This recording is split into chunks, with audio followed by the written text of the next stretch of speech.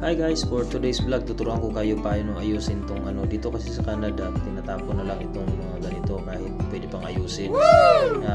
Pinulot lang namin to, sira kasi yung cushion niya, yung taas yan.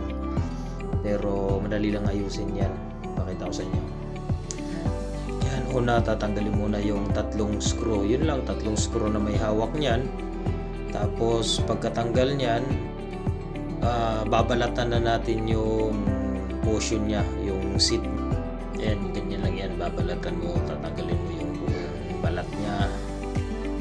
Ayan, yung para pwede na natin palitan. Ganyan lang. Tatanggalin mo lang yung mga stapler niya. Ayan. Ganyan. Tapos wala tayong makitang pantakip. Ito, meron kaming comforter. Bigay lang din to. Napulot lang din namin sa kalsada. Yun na yung gagamitin natin guys pang palit dun sa takip niya. Tatabasin na natin ng ganyan. Tapos lapat natin, sukatan natin, ikat natin siya base sa size niya. Ganyan lang.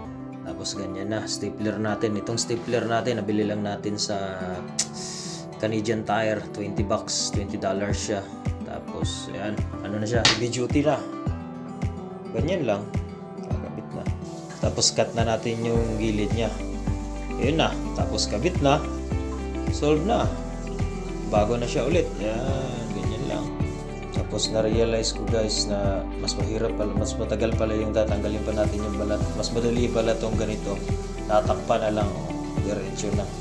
So, kaya na natin yung nauna.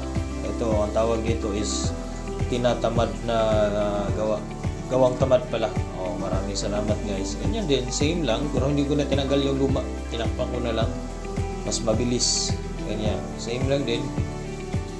Tapos kapat na after. Then, yun na, kabit.